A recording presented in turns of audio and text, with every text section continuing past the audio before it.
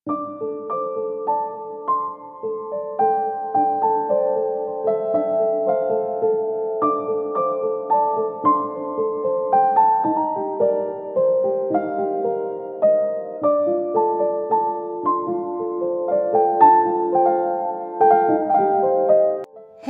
Everyone, good morning.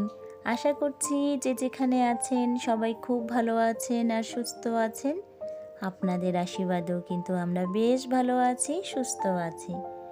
বড়দের প্রণাম জানাচ্ছি আর ছোটদের ভালোবাসা জানিয়ে আবার একটি নতুন ঝকঝকে সুন্দর একটা ছোট্ট ব্লগ শুরু করছি। আই হোপ এই ব্লগটাও আপনাদের ভালো লাগবে। তাই আমার একটা ছোট্ট অনুরোধ, ব্লগটাকে স্লিপ না করে শেষ পর্যন্ত ব্লগটা দেখার জন্য। তো এখন ঘড়ির কাঁটায় 7:30টার মতন বাজে। তো আজকে কিন্তু এখান থেকেই আপনাদের সাথে নিয়ে আমার এই সুন্দর ছোট্ট একটা ঝকঝকে ব্লগ শুরু করে দিলাম।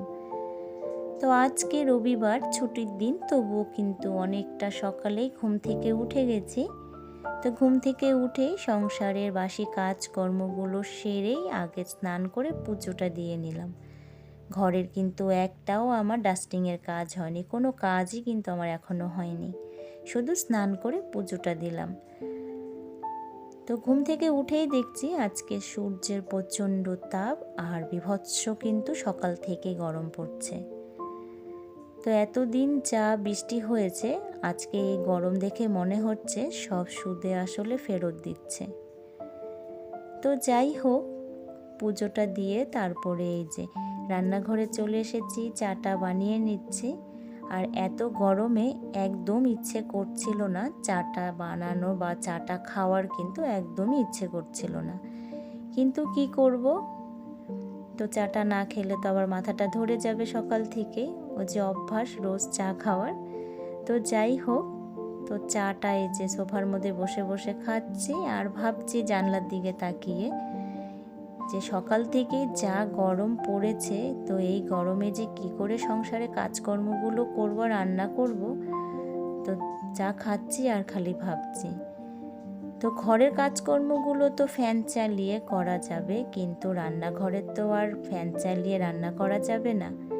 তো রান্নাটা কি করে করব এটাই খালি ভাবছি। আবার ভাবছি যে ভাবলে তো হবে না, রান্নাটা তো আমাকেই করতে হবে, যেহেতু খেতে তো হবেই। তো যাই হোক, তো চাটা খেয়ে তারপরে বেলকনির গাছে না একটু জল দিয়ে নিলাম, কারণ যা সূর্যের তাপ আর যা গরম পড়ছে, তো সকাল সকালে গাছে একটু জল দিয়ে নিলাম। তো উপরে ছাদের গাছেও জল দেওয়া হয়ে গেছে। তো গাছের জলগুলো দিয়ে তারপরে এই যে কিছু জামা কাপড় ছিল, জামা কাপড়গুলো ভাঁজ করছি। আর এই কাজগুলো করতে করতে না কিছু কথা আপনাদের সাথে একটু শেয়ার করব, আমার একটু মনটা হালকা হওয়ার জন্য। তো 2-3 দিন আগে একজন আমাকে অনেক দিন পরে দেখেছে, তার সাথে অনেক দিন পরে দেখা হচ্ছে। তো সে বলল যে, কী রে মামন, কোথায় থাকিস, দেখা যাচ্ছে না, বেরোস না নাকি বাড়ির থেকে? এখন খুব কম বেরোস, মনে হয় দেখাই যায় না। তো এরকম কিছু কথা বলল। তাকে আমি তেমন কোনো কিছু কথা না বলে অল্প স্বল্প তার সাথে কথা বলে বাড়িতে চলে আসলাম। কারণ যখন থেকে মানুষ চিনতে শুরু করেছি না, তখন থেকে না নিজেকে একা রাখতে চেষ্টা করছি বা নিজে একা থাকতে ভালোবাসছি। কারণ আপনি যখন দেখবেন কোনো একটা বিপদে পড়বেন বা আপনার যখন কোনো খারাপ সময় আসবে, আপনি যাকে বেশি ভালোবাসবেন বা যাকে বেশি বিশ্বাস করবেন, সে কোনো দিন আপনার পাশে এসে দাঁড়াবে না। তো বিপদে পড়লে, খারাপ সময় আসলেই কিন্তু আসল বন্ধু, ভালো মানুষ কিন্তু চেনা যায়। বিপদে পড়েছি তো তো খারাপ সময়টা পেরিয়ে এসেছি, তো মানুষ তখন থেকে চিনতে পেরেছি যে যাদের বেশি বিশ্বাস করতাম, যাদের বেশি ভালোবাসতাম, যে হ্যাঁ তারা পাশে দাঁড়াবে,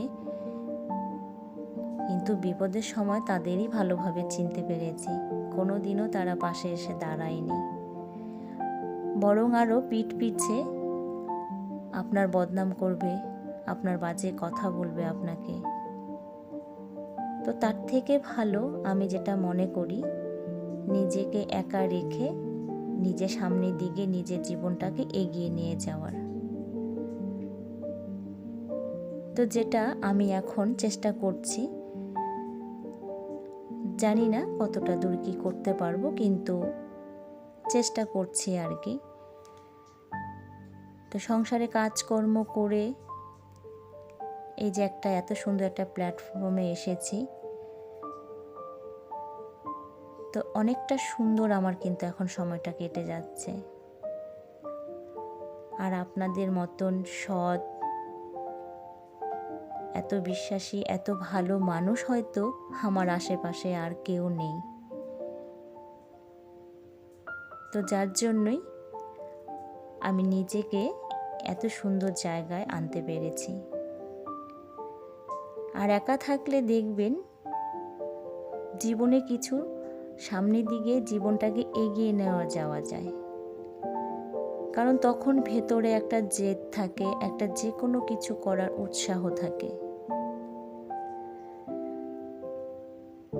তো যাই হোক, আমার কিছু মনের কথা একটু আপনাদের সাথে শেয়ার করলাম, কারণ আমি শেয়ার করার মতন আপনাদের মতন এত বড় একটা পরিবার, এত ভালো আমার বন্ধু বান্ধব, এর থেকে ভালো জায়গা আমি আর কোথাও পাইনি, আর আশা করি না হয়তো পাবো। তার জন্য আমি যে কোনো কিছু একটা যদি মনে আমার কষ্ট হয় বা আমার যদি কোনো একটা মনের কথা থাকে, সেটা কিন্তু আমি আপনাদের সাথে শেয়ার করে নিই।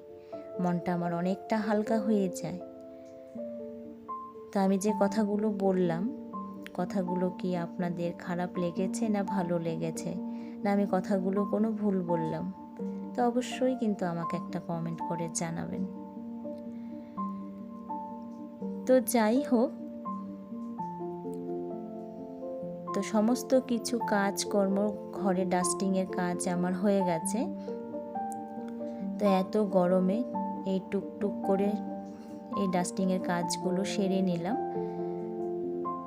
তো সকালেই কাজগুলো সেরে তারপরে এই যে মা বাজার থেকে চলে এসেছে। আমি ঘরে কাজগুলো করতে করতেই দেখি মা বাজার থেকে চলে এসেছে, কারণ যা গরম পড়েছে আর যা রোদ দিয়েছে, মা অনেকটা সকালে আজকে বাজারে চলে গেছে। তো বাজার থেকে মা মাছ নিয়ে এসেছে, আর চিকেন নিয়ে এসেছে, আর শাকসবজি নিয়ে এসেছে। তো মা বলল যে গরম গরম ভাত, আলু সেদ্ধ ভাত আর মাছ ভাজা, আর কিছু আজকে সকালে খাবে না। তো সেই খাওয়া দাওয়াটা করে, আলু সেদ্ধ আর মাছ ভাজা খাওয়া দাওয়া করে টুকিটাকি কাজকর্ম করে রান্নাটাও সেরে নিয়েছি। কিন্তু আজকে না রান্নাটা আপনাদের সাথে শেয়ার করলাম না, কারণ আজকে সেই দেশি চিকেন হয়েছে। আর এর আগে আমার ব্লগে একবার মনে হয় দেশি চিকেন আমি রেসিপিটা শেয়ার করেছি, তাই আজকে আর আপনাদের সামনে ক্যামেরা ধরে রান্নাগুলো শেয়ার করিনি। তো যাই হোক, রান্না করতে করতে না এত গরম লাগছিল, ধরধর করে কিন্তু ঘেমে যাচ্ছি। কারণ ওই যে বলেছি তো আমি আগেই, যে রান্নাঘরে তো আর ফ্যান নেই, তো ফ্যান চালিয়ে যে রান্নাটা করব, তো গরমেই তো রান্নাটা করতে হলো। তো যাই হোক, রান্নাটা করার পরে না এখন এই যে একটু লেবু শরবত বানিয়ে খেয়ে স্নান খাওয়া দাওয়া করে তারপরে এই যে দেখুন আপনাদের সাথে আবার সন্ধ্যের সময় দেখা হচ্ছে। আর রেডি হচ্ছি, একটু বাইরে বেরোবো। বাইরে বলতে একটু ঘুঘুমারি যাব, কারণ কালকে সোমবার, শ্রাবণ মাসের প্রথম সোমবার। তো মনটা খুব টানছে যে ভোলা বাবাকে একটু ফল দিয়ে, ভালো মতন একটু ফুল টুল দিয়ে আর কি পুজোটা দিব। তার জন্য ওই ঘুঘুমারিতে যাচ্ছি সামনেই। তো ড্রেসটা চেঞ্জ করে একটু মাথাটা আঁচড়িয়ে নিলাম, কারণ আর তেমন কিছু করলাম না, কারণ যা গরম পড়েছে আর কিছু ইচ্ছেও করছে না করতে। তো যাই হোক, এই যে দেখুন আমি কিন্তু চলেও এসেছি, কারণ যা ভিড় ছিল ভিডিও করার মতন তেমন সুযোগই পাইনি, একা গিয়েছি তো ফুল আর ফল নিয়ে এসেছি। তো এগুলোকে রেখে তারপরে মেয়ে কিন্তু বাইরে গেছে। তো ও দেখি এই যে মোমো নিয়ে এসেছে বাইরে থেকে, মোমো ভালোবাসি। তো এখন মোমোটা খাবো। তো আজকের মতন ভিডিওটা এই পর্যন্তই। তো কেমন লাগলো ভিডিওটা অবশ্যই কিন্তু একটা কমেন্ট করে জানাবেন। তো ভালো লাগলে লাইক, কমেন্ট, শেয়ার আর সাবস্ক্রাইব করতে কিন্তু চ্যানেলটা একদম ভুলবেন না। ভালো থাকুন, সুস্থ থাকুন।